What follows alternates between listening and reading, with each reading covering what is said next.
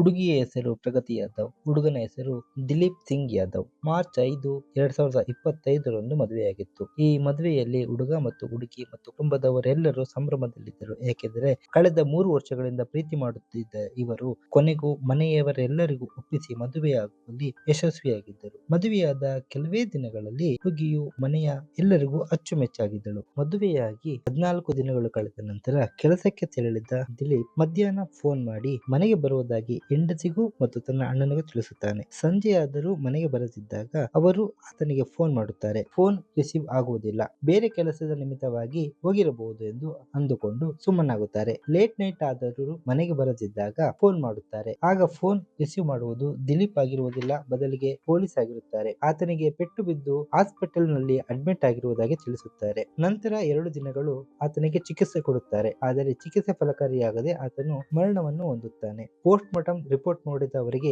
ಇದಕ್ಕಿಂತಲೂ ಅಧಿಕವಾದ ಶಾಕ್ಗೆ ಒಳಗಾಗುತ್ತಾರೆ. ಇವೆಲ್ಲವನ್ನು ತಿಳಿದುಕೊಳ್ಳೋಣ. ಕನ್ನಡದ ಕಣ್ಮಣಿಗಳಿಗೆ ವೆಲ್ಕಮ್ ಟು ಜಶ್ಲೋಕ. ದಿಲೀಪ್ ಸಿಂಗ್ ಮತ್ತು 3 ಜನ ಸಹೋದರರು ಹಾಗೂ ತಂದೆ ಸುಮೀರ್ ಸಿಂಗ್ ಮನೆಯ ಬಿಸಿನೆಸ್ ಅನ್ನು ಮಾಡುತ್ತಿದ್ದರು. ಅಂದರೆ 20ಕ್ಕೂ ಹೆಚ್ಚು ಹೈಡ್ರಾ ಮತ್ತು ಕ್ರೇನ್ ಮಿಷಿನ್ಗಳನ್ನು ನಡೆಸುತ್ತಿದ್ದರು. ಯುಪಿಯ ಕೆಲವಾರು ಕಡೆ ಇವರ ಬಿಸಿನೆಸ್ ನಡೆಯುತ್ತಿತ್ತು. ಪ್ರಗತಿಯು ತನ್ನ ಸ್ವಂತ ಅಣ್ಣನಾದ ಸಂದೀಪ್ ಹೆಂಡತಿಯ ತಂಗಿಯಾಗಿದ್ದರು. ಇವರು ಕಳೆದ 3 ವರ್ಷಗಳಿಂದ ಇಬ್ಬರು ಪ್ರೀತಿಸುತ್ತಿದ್ದರು. ಇದನ್ನು ತಿಳಿದ ಮನೆಯವರು ಒಂದೇ ಮನೆಯಿಂದ ಇಬ್ಬರು ಹೆಣ್ಣು ಮಕ್ಕಳು ಅಂದರೆ ಸೊಸೆಯಾಗಿ ಬರುವುದು ಬೇಡ ಎಂದರು. ಆದರೆ ದಿಲೀಪ್ ಮತ್ತು ಪ್ರಗತಿ ಇಬ್ಬರು ಮದುವೆಗಾಗಿ ಪಟ್ಟು ಹಿಡಿದರು. ನಂತರ ಮನೆಯವರು ಒಪ್ಪಿ ಮಾರ್ಚ್ 5, 2025ರಂದು ಮದುವೆ ಮಾಡಿದರು. ನಂತರ ಸಂಪ್ರದಾಯದ ಪ್ರಕಾರ ಮದುವೆಯ 4ನೇ ದಿನ ಪ್ರಗತಿಯು ತವರು ಮನೆಗೆ ಹೋದರು ಮತ್ತು 14ನೇ ದಿನ ಕಳೆದ ಮೇಲೆ ಕೆಲಸಕ್ಕೆ ಎಂದು ಹೊರಟ ದಿಲೀಪ್ ತನ್ನ ಮನೆಯಾದ ದಿಬಿಯಾಪುರ್ನಿಂದ 27 ಕಿಲೋಮೀಟರ್ ದೂರ ಇದ್ದ ಬೇಲಾ ಎಂಬ ಹಳ್ಳಿಯಲ್ಲಿ ಮಧ್ಯಾಹ್ನಕ್ಕೆ ಕೆಲಸ ಮುಗಿಸಿ ತನ್ನ ಪತ್ನಿ ಹಾಗೂ ಅಣ್ಣ ಸಂದೀಪ್ಗೆ ಫೋನ್ ಮಾಡಿ ಮನೆಗೆ ಬರುವುದಾಗಿ ಹೇಳುತ್ತಾರೆ. ಆದರೆ ಸಂಜೆಯಾದಾಗ ಮನೆಗೆ ಬರುವುದಿಲ್ಲ. ಕಾಲ್ ಮಾಡಿದರೆ ರಿಸೀವ್ ಮಾಡುವುದಿಲ್ಲ. ಬೇರೆ ಕೆಲಸ ಬಂದಿರಬಹುದು ಎಂದು ಸುಮ್ಮನಾಗುತ್ತಾರೆ. ಆದರೆ ಲೇಟ್ ನೈಟ್ ಆದರೂ ಬಾರದೇ ಇದ್ದಾಗ ಮತ್ತೆ ಕಾಲ್ ಮಾಡುತ್ತಾರೆ. ಆದರೆ ಈ ಬಾರಿ ಫೋನ್ ರಿಸೀವ್ ದಿಲೀಪ್ ಬದಲಾಗಿ ಪೊಲೀಸ್ ರಿಸೀವ್ ಮಾಡುತ್ತಾರೆ. ದಿಲೀಪ್ ಪಾಲಿಯಾ ಎಂಬ ಹಳ್ಳಿಯ ಗದ್ದೆ ಒಂದರಲ್ಲಿ ಹಲ್ಲೆಗೆ ಒಳಗಾಗಿ ಬಿದ್ದಿದ್ದರು. ಆದ್ದರಿಂದ ಹಾಸ್ಪಿಟಲ್ಗೆ ಅಡ್ಮಿಟ್ ಮಾಡಿದ್ದೇವೆ ಎಂದು ತಿಳಿಸುತ್ತಾರೆ. ಈ ವಿಷಯವನ್ನು ತಿಳಿಯುತ್ತಿದ್ದಂತೆ ಮನೆಯವರೆಲ್ಲ ಹಾಸ್ಪಿಟಲ್ಗೆ ಹೋಗುತ್ತಾರೆ ಮತ್ತು ಡಾಕ್ಟರ್ ಪೊಲೀಸ್ನ ಬಳಿ ದಿಲೀಪ್ ತಲೆಗೆ ಬಲವಾದ ಪೆಟ್ಟು ಬಿದ್ದಿದೆ ಮತ್ತು ತಲೆಗೆ ಶೂಟ್ ಮಾಡಲಾಗಿದೆ ಎಂದು ಹೇಳುತ್ತಾರೆ. ಮೊದಲು ಆಕ್ಸಿಡೆಂಟ್ ಎಂದು ತಿಳಿದಿದ್ದ ಅವರು ನಂತರ ಇದರ ಹಿಂದಿನ ಗಂಭೀರತೆಯನ್ನು ತಿಳಿಯುತ್ತಾರೆ. ಮನೆಯವರ ಹತ್ತಿರ ವಿಚಾರಣೆ ಮಾಡಿದಾಗ ದಿಲೀಪ್ ಯಾವುದೇ ವೈರತ್ವ ಜಗಳಗಳಿಗೆ ಒಳಪಡದವನು ಎಂದು ತಿಳಿದು ಬರುತ್ತದೆ. ಎಫ್ಐಆರ್ ರಿಜಿಸ್ಟರ್ ಮಾಡುತ್ತಾರೆ. 2 ದಿನದಲ್ಲಿ ದಿಲೀಪ್ ಸಾವನ್ನಪ್ಪುತ್ತಾನೆ. ಪೋಸ್ಟ್ ಮಾರ್ಟಂ ರಿಪೋರ್ಟ್ ನೋಡಿದ ಮೇಲೆ ಪೊಲೀಸರು ಕೂಡ ಶಾಕ್ ಆಗುವ ರೀತಿಯಲ್ಲಿ ಬಾಡಿಯಲ್ಲಿ ಬ್ರೂಟಾಲಿಟಿ ಪತ್ತೆಯಾಗಿತ್ತು ಮತ್ತು ದಿಬಿಯಾಪುರಿಂದ ಬೇಲಾ ಹಳ್ಳಿ ನಡುವೆ ಈ ಘಟನೆ ಆಗಿರುವುದರಿಂದ ತ್ರಿನೇತ್ರ ಎಂಬ ಯುಪಿಯಲ್ಲಿ ಆರಂಭವಾಗಿರುವ ಆಪರೇಷನ್ ಅಡಿಯಲ್ಲಿ ತೀವ್ರ ನಿಗಾ ವಹಿಸಿ ಕಾರ್ಯಾಚರಣೆಯನ್ನು ನಡೆಸುತ್ತಾರೆ. ಮಧ್ಯಾಹ್ನ ಮನೆಗೆ ಕಾಲ್ ಮಾಡಿದ ಆ ಸಮಯದ ಆಸುಪಾಸಿನ ಸಮಯದಲ್ಲಿ ಸಿಸಿಟಿವಿಗಳನ್ನು ಪರಿಶೀಲಿಸುವಾಗ ಪಾಲಿಯಾ ಎಂಬ ಹಳ್ಳಿಯ ರಸ್ತೆಯ ಹತ್ತಿರ ದಿಲೀಪ್ ಬೈಕಿನಲ್ಲಿ ಇಬ್ಬರ ಜೊತೆಯಲ್ಲಿ ಹೋಗುತ್ತಿರುವ ಫುಟೇಜ್ ಸಿಗುತ್ತದೆ. ಜೊತೆ ಇದ್ದವರ ಗುರುತು ಸಿಕ್ಕಿದ ಮೇಲೆ ಆತ ಹಿಸ್ಟರಿ ಶೀಟರ್ ರಾಮ್ಜಿ ನಾಗರ್ ಎಂದು ತಿಳಿದು ಬರುತ್ತದೆ. ಆತ ಅಪರಾಧದ ಮೇಲೆ ಜೈಲ್ಗೆ ತೆರಳಿದ್ದ. ಬೇಲ್ನ ಮೇಲೆ ಹೊರಗೆ ಬಂದಿದ್ದ. ಆತನನ್ನು ಹಿಡಿದ ಪೊಲೀಸ್ ತಮ್ಮದೇ ದಾಟಿಯಲ್ಲಿ ವಿಚಾರಿಸಿದಾಗ ಅನುರಾಗ್ ಯಾದವ್ ಎಂಬುವವನು ಸುಪಾರಿ ಕೊಟ್ಟಿದ್ದ ಎಂದು ತಿಳಿದು ಬರುತ್ತದೆ. ಮನೆಯವರಿಗೆ ಕೇಳಿದಾಗ ಈ ಅನುರಾಗ್ ಯಾದವ್ ಯಾರು ಏನು ಎಂದು ತಿಳಿದು ಬರುವುದಿಲ್ಲ. ನಂತರ ಹಿಸ್ಟರಿ ಶೀಟರ್ ರಾಮ್ಜಿ ಹೇಳಿಕೆಯ ಮೇಲೆ ಅನುರಾಗ್ನನ್ನು ಸಹ ಹಿಡಿಯಲಾಗುತ್ತದೆ. ಅನುರಾಗ್ನನ್ನು ಹಿಡಿದ ತಕ್ಷಣ ಪೊಲೀಸ್ ಒಂದು ಟೀಮ್ ದಿಲೀಪ್ನ ಮನೆಯ ಹತ್ತಿರ ಬರುತ್ತದೆ. ಮನೆಯಲ್ಲಿ ಸಾವಿನ ರೋದನೆ ಮತ್ತು ಊರಿನ ಅನೇಕರು ಅಲ್ಲಿ ಇರುತ್ತಾರೆ. ಇದರ ನಡುವೆ ಸಾವಿಗೀಡಾದ ದಿಲೀಪ್ನ ಹೆಂಡತಿ ಪ್ರಗತಿಯನ್ನು ವಿಚಾರಣೆ ಮಾಡಲು ಮುಂದಾಗುತ್ತಾರೆ. ಮನೆಯವರು ಸಹ ಕೇಸ್ನ ಬಗ್ಗೆ ಮಾಹಿತಿಯನ್ನು ಪಡೆಯುತ್ತಿರಬಹುದು ಎಂದು ಭಾವಿಸುತ್ತಾರೆ. ಆದರೆ ಪೊಲೀಸ್ನವರು ಆಕೆಯನ್ನು ಹಿಡಿದು ಪೊಲೀಸ್ ಸ್ಟೇಷನ್ಗೆ ಕರೆದೊಯ್ಯಲು ಸಿದ್ಧರಾದಾಗ ಮನೆಯವರು ಮತ್ತು ಊರಿನವರು ತಡೆದು ಪ್ರಶ್ನೆ ಮಾಡುತ್ತಾರೆ. ನಂತರ ಮಗನ ಸಾವಿನಲ್ಲಿ ಆಕೆಯ ಹೆಂಡತಿಯ ಕೈವಾಡ ಇದೆ ಎಂದು ತಿಳಿದ ಮನೆಯವರು ನಿತ್ರಾಣರಾಗುತ್ತಾರೆ. ಮೊದಲು ಮನೆಯ ಕಿರಿಯ ಮಗನ ಮದುವೆಯಾದ 15 ದಿನಗಳಲ್ಲೇ ಸಾವು, ನಂತರ ಅವನ ಸಾವಿನಲ್ಲಿ ಅವನು ಪ್ರೀತಿಸಿ ಮದುವೆಯಾದ ಸೊಸೆಯ ಕೈವಾಡ.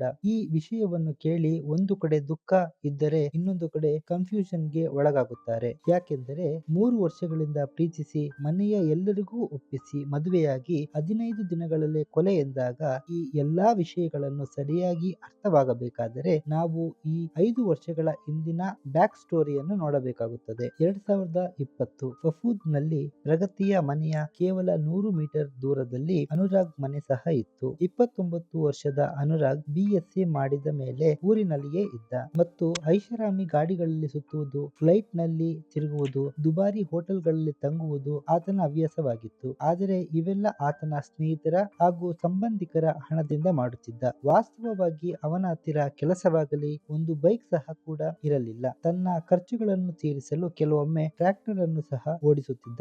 ಆತನ ಐಷಾರಾಮಿ ಲೈಫ್ ಸ್ಟೈಲ್ ಅನ್ನು ನೋಡಿದ್ದ ಪ್ರಗತಿಯು ಅಟ್ರಾಕ್ಟ್ ಆಗಿದ್ದಳು. ಇಬ್ಬರ ಮನೆ ಹತ್ತಿರ ಇತ್ತು.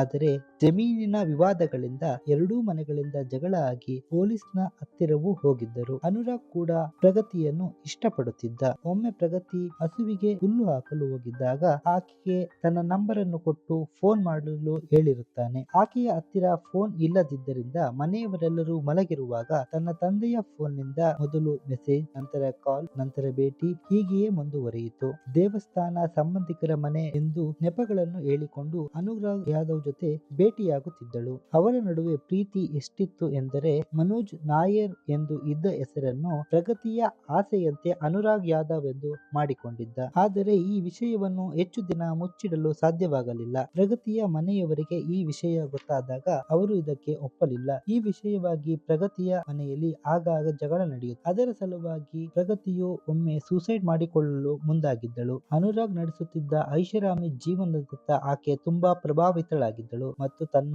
ಅಕ್ಕ ಕೋಟ್ಯಾಧೀಶ್ವರ ಮನೆಗೆ ಮದುವೆ ಮಾಡಿರುವುದನ್ನು ನೋಡಿ ತಾನು ಸಹ ಐಷಾರಾಮಿಯಾಗಿ ಇರಲು ಬಯಸುತ್ತಿದ್ದಳು ಮತ್ತು ಫ್ಯಾಮಿಲಿ ಡಿಸ್ಪ್ಯೂಟ್ ಇರುವುದರಿಂದ ಅನುರಾಗ್ ಒಟ್ಟಿಗೆ ಮನೆಯವರು ಮದುವೆಗೆ ಒಪ್ಪುವುದಿಲ್ಲ. ಒಮ್ಮೆ ಮದುವೆಯಾದರೂ ಸಹ ಇರುವ ಪರಿಸ್ಥಿತಿಯಲ್ಲಿ ಐಷಾರಾಮಿಯಾಗಿ ಬಾಳಲು ಸಾಧ್ಯವಿಲ್ಲ ಎಂದು ತಿಳಿದಿದ್ದಳು. ಈ ನಡುವೆ 2022ರಲ್ಲಿ ಪ್ರಗತಿಯ ಅಕ್ಕ ಪಾರೋಲ್ ಮದುವೆಯಾಗಿದ್ದ ಫ್ಯಾಮಿಲಿ ಫೈನಾನ್ಷಿಯಲಿ ಸ್ಟ್ರಾಂಗ್ ಆಗಿದ್ದರು ಮತ್ತು ಆ ಮನೆಯ ಕಿರಿಯ ಮಗ ದಿಲೀಪ್ ಕೂಡ ಮದುವೆಯಾಗಿರಲಿಲ್ಲ. ಪ್ರಗತಿಯು ತನ್ನ ಅಕ್ಕನ ಮನೆಗೆ ಮತ್ತು ದಿಲೀಪ್ ತನ್ನ ಅತ್ತಿಗೆಯ ಮನೆಗೆ ಓಡಾಡುವಾಗ ಸಂಬಂಧ ಪರಿಚಯ ಸ್ನೇಹವಾಗಿತ್ತು. ಈ ನಡುವೆ ಪ್ರಗತಿ ತನ್ನ ಐಷಾರಾಮಿ ಜೀವನ ಹಾಗೂ ತನ್ನ ಪ್ರಿಯಕರ ಅನುರಾಗ್ ಒಟ್ಟಿಗೆ ಇರಲು ದಿಲೀಪ್ ನನ್ನು ಮರಳುಗೊಳಿಸಿ ಪ್ರೀತಿಯ ನಾಟಕವಾಡಲು ಶುರು ಮಾಡುತ್ತಾಳೆ. ತನ್ನ ಅಕ್ಕನ ಮನೆಗೆ ಆಗಾಗ ಬರುವುದು, ದಿಲೀಪ್ ನನ್ನು ಮಾತನಾಡಿಸುವುದು ಮತ್ತು ಆತನನ್ನು ಅನುರಾಗ್ಗೆ ಕೂಡ ಪರಿಚಯ ಮಾಡಿಸುತ್ತಾಳೆ. ಈ ಪ್ರೀತಿಯ ನಾಟಕವನ್ನು ಆಕೆ 1-2 ತಿಂಗಳು ಅಲ್ಲ 3 ವರ್ಷಗಳ ತನಕ ಮಾಡಿದಳು. ಅದೇ ಸಮಯದಲ್ಲಿ ಆಕೆ ಅನುರಾಗ್ ಒಟ್ಟಿಗೆ ಎಲ್ಲಾ ರೀತಿಯ ರಿಲೇಶನ್ಶಿಪ್ ನಲ್ಲಿ ಸಹ ಇದ್ದಳು. ಈ ಕಡೆ ದಿಲೀಪ್ ನಿನ್ನನ್ನು ಬಿಟ್ಟು ಇರಲು ಸಾಧ್ಯವಿಲ್ಲ ಎಂದು ನಂಬಿಸಿದ್ದಳು. ದಿಲೀಪ್ ಕೂಡ ಇದನ್ನು ನಂಬಿ ತನ್ನ ಮನೆಯಲ್ಲಿ ತಾನು ಮದುವೆಯಾಗುವುದಾದರೆ ಈಕೆಯನ್ನೇ ಎಂದು ಹಠ ಹಿಡಿದು ಎಲ್ಲರನ್ನು ಒಪ್ಪಿಸಿದನು. ಮನೆಯವರು ಸಹ ಮಗನ ಹಠವನ್ನು ನೋಡಿ ಮದುವೆ ಮಾಡಿದರು. ಆಕೆ ಕೂಡ ಮನೆಯ ಎಲ್ಲರ ಹತ್ತಿರ ಒಳ್ಳೆಯ ರೀತಿಯಲ್ಲಿ ನಟಿಸಿ ಎಲ್ಲರನ್ನು ಖುಷಿಪಡಿಸಿದಳು. ಹೀಗೆ ಗಂಡನ ಮನೆಯಲ್ಲಿ ಎಲ್ಲಾ ಮದುವೆಯ ಸಂಪ್ರದಾಯಗಳನ್ನು ಮುಗಿಸಿ ತನ್ನ ತವರು ಮನೆಗೆ ಬಂದಳು. ಹಾಗೆ ಬೇಗನೆ ಬರಲು ಇನ್ನೂ ಒಂದು ಕಾರಣ ಸಹ ಇತ್ತು. ಅದು ಅನುರಾಗ್ ನನ್ನು ಭೇಟಿಯಾಗಲು. ಮಾರ್ಚ್ 17ನೇ ತಾರೀಕು ಆಕೆ ಅನುರಾಗ್ ನನ್ನು ಯಾವಾಗಲೂ ಭೇಟಿ ಮಾಡುತ್ತಿದ್ದ ಅದೇ ಹೋಟೆಲ್ಗೆ ಹೋಗಿ ಅಲ್ಲಿಯೂ ಸಹ ರೀಲ್ ಮಾಡುತ್ತಾಳೆ. ನೋಡುವವರಿಗೆ ಆಕೆ ಮದುವೆಯಿಂದಾಗಿ ಖುಷಿಯಾಗಿದ್ದಾಳೆ ಎಂದರು. ಆದರೆ ಆಕೆ ಅಲ್ಲಿಗೆ ಬಂದು ನಿಜವಾದ ಕಾರಣ ದಿಲೀಪ್ ನ ಕೊಲೆಯ ಸಂಚನ್ನು ರೂಪಿಸಲು. ಮೊದಲಿನಿಂದಲೂ ಆಕೆ ದಿಲೀಪ್ ನನ್ನು ಮದುವೆಯಾಗಿ ನಂತರ ಕೊಲೆ ಮಾಡಿ ಅವನ ಹತ್ತಿರ ಇದ್ದ ಹಣವನ್ನು ದೋಚಿ ಅನುರಾಗ್ ಒಟ್ಟಿಗೆ ಐಷಾರಾಮಿಯ ಜೀವನವನ್ನು ನಡೆಸಲು ಪ್ಲಾನ್ ಮಾಡಿದ್ದಳು. ಈ ಕೊಲೆಯ ಸಂಚನ್ನು ರೂಪಿಸಲು ಅನುರಾಗ್ ಸಂಬಂಧಿಯಾಗಿದ್ದ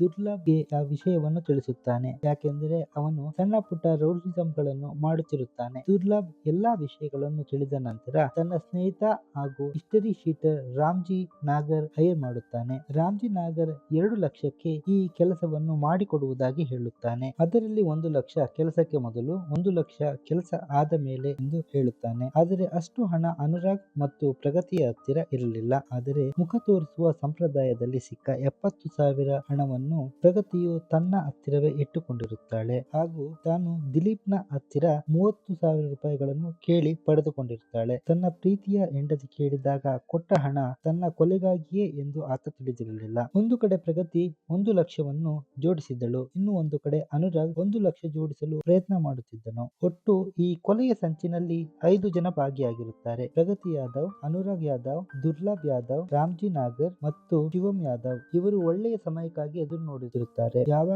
ಆತ ಮನೆಯಿಂದ ಹೊರಗೆ ಬರುತ್ತಾನೆ ಮತ್ತು ಆತನ ಕೊಲೆಯನ್ನು ನ್ಯಾಚುರಲ್ ಡೆತ್ ಆಗಿ ಅಥವಾ ಆಕ್ಸಿಡೆಂಟ್ ಆಗಿ ತೋರಿಸಲು ಕಾಯ್ದಿರುತ್ತಾರೆ. ಮಾರ್ಚ್ 19ನೇ ತಾರೀಕು ಬೇಲಹಳ್ಳಿಯಿಂದ ಬರುವುದಕ್ಕಿಂತ ಮುಂಚೆ ದಿಲೀಪ್ ಪ್ರಗತಿಗೆ ಫೋನ್ ಮಾಡಿ ತಾನು ಬರುತ್ತಿರುವುದಾಗಿ ಹೇಳಿದ್ದರು. ಪ್ರಗತಿಯು ಆ ಲೊಕೇಶನ್ ಅನ್ನು ಅನುರಾಗ್ಗೆ ತಿಳಿಸಿದ್ದಳು. ಅನುರಾಗ್ ದುರ್ಲಭ್, ರಾಮ್ಜಿ, ಶಿವಮ್ ಅನ್ನು ದಿಲೀಪ್ಗೆ ಪರಿಚಯ ಮಾಡಿ ತಾನು ಅಲ್ಲಿಂದ ಹೊರಟು ಬಿಡುತ್ತಾನೆ. ಅವರು ದಿಲೀಪ್ನ ಹತ್ತಿರ ತಮ್ಮ ಕಾರ್ ರಿಪೇರಿಯಾಗಿ ನಿಂತಿದೆ, ತಮಗೆ ಸಹಾಯ ಮಾಡಬೇಕಾಗಿ ಕೇಳಿಕೊಳ್ಳುತ್ತಾರೆ. ದಿಲೀಪ್ ಅವರ ದುರಾಲೋಚನೆಯನ್ನು ತಿಳಿಯದೆ ಕಾರ್ನ ಲೊಕೇಶನ್ ತಿಳಿಸಿ ಎಂದು ಕೇಳಿದಾಗ ಅಪಚಿ ಬೈಕ್ ನಲ್ಲಿ ರಾಮ್ಜಿ ಹಾಗೂ ದುರ್ಲಭ್ ನಡುವೆ ಕೂರಿಸಿಕೊಂಡು ಕಾರ್ ಲೊಕೇಶನ್ ತೋರಿಸುವುದರ ನೆಪದಲ್ಲಿ ತೆಗೆದುಕೊಂಡು ಹೋಗುತ್ತಾರೆ. ಪಾಲಿಯ ಹಳ್ಳಿಯ ಗದ್ದೆಯ ಬಳಿಯಲ್ಲಿ ನಿಲ್ಲಿಸುತ್ತಾರೆ. ಅದೇ ಸಮಯಕ್ಕೆ ಇನ್ನೂ ಒಂದು ಬೈಕ್ ನಲ್ಲಿ ಶಿವಮ್ ಅಲ್ಲಿಗೆ ಬರುತ್ತಾನೆ. ದಿಲೀಪ್ ಕಾರ್ ಅನ್ನು ಕಾಣದೆ ಎಲ್ಲಿ ಎಂದು ಕೇಳುವಷ್ಟರಲ್ಲಿ ಆ 3 ಜನ ಆತನ ಮೇಲೆ ಹಲ್ಲೆ ಮಾಡುತ್ತಾರೆ. ಅದೇ ಜಗಳದ ಸಮಯದಲ್ಲಿ ದುರ್ಲಭ್ ತನ್ನ ಹತ್ತಿರ ಇದ್ದ ದೇಸಿ ಪಿಸ್ತೂಲ್ ನಿಂದ ತಲೆಗೆ ಶೂಟ್ ಮಾಡುತ್ತಾನೆ. ಆತನು ಸತ್ತನೆಂದು ತಿಳಿದು ಆತನನ್ನು ಅಲ್ಲೇ ಬಿಟ್ಟು ಪರಾರಿಯಾಗುತ್ತಾರೆ. ಆದರೆ ಆತನು 2 ದಿನಗಳ ಕಾಲ ಜೀವ ಮರಣಗಳ ನಡುವೆ ಹೋರಾಡಿ ಪ್ರಾಣ ಬಿಡುತ್ತಾನೆ. ಪ್ರಗತಿ ಹಾಗೂ ಅನುರಾಗ್ ತಮ್ಮ ಪ್ಲಾನ್ ನ ಪ್ರಕಾರ ಎಲ್ಲ ಕೆಲಸವನ್ನು ಮಾಡಿ ಮುಗಿಸಿದರು. ಆದರೆ ಪೊಲೀಸ್ ತಮ್ಮ ಇನ್ವೆಸ್ಟಿಗೇಷನ್ ನಲ್ಲಿ ಎಲ್ಲವನ್ನು ಹಿಡಿದರು. ಪ್ರೀತಿಯನ್ನು ಪವಿತ್ರ, ಶ್ರೇಷ್ಠ ಎಂದು ಹೇಳುತ್ತಾರೆ. ಆದರೆ ಅದೇ ನಾಟಕವಾದಾಗ ಮನೆಗೆ, ಮನಸ್ಸಿಗೆ, ಮನುಷ್ಯತ್ವಕ್ಕೆ, ಸಂಬಂಧಕ್ಕೆ ಮತ್ತು ಪ್ರಾಣಕ್ಕೂ ಬೆಲೆ ಇಲ್ಲದಂತೆ ಆಗುತ್ತದೆ. ಇನ್ನೊಂದು ವಿಡಿಯೋದಲ್ಲಿ ಸಿಗೋಣ. ಅಲ್ಲಿವರೆಗೂ ನಮಸ್ಕಾರ.